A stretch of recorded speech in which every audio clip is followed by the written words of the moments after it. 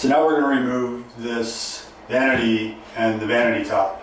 You're going to want to turn off the water at the wall. So righty-tighty, lefty-loosey, so you're going to righty-tighty it. Now I'm going to take out the drawers and I'm going to remove the door.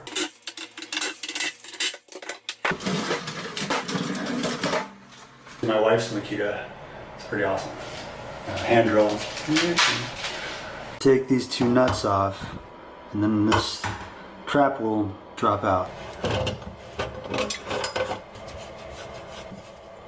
Remove the water hoses from the hot and cold.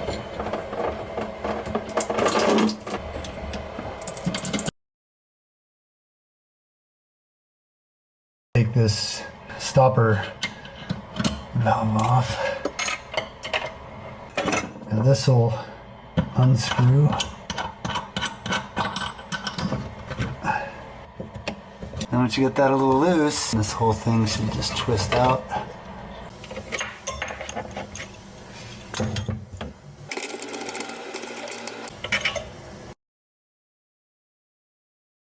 I took a razor knife and cut along the edges of the top to remove the silicone, as well as down here. Super bar.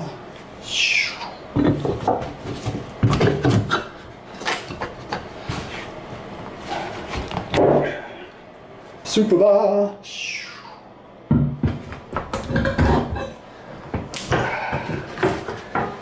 Now we have those out of there. Let's see.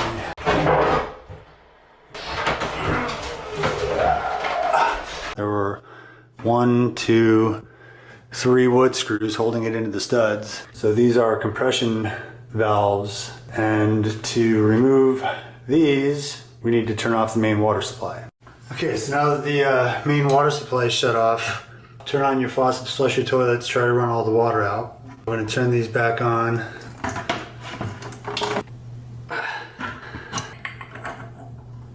But now that that's off, we have to get this piece off.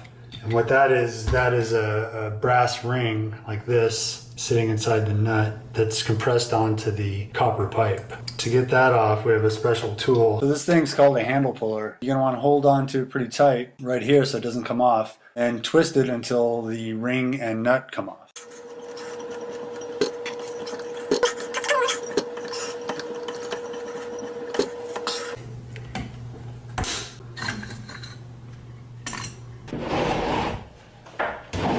And there it is.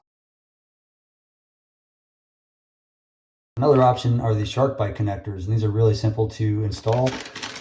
They sell this depth gauge, so once you clean off and deburr your pipe, these are 1/2-inch pipes, so I marked off my 1/2 inch on the depth gauge, and then all you do is push them on and make sure it goes all the way to the mark, so you can see there, and that's it.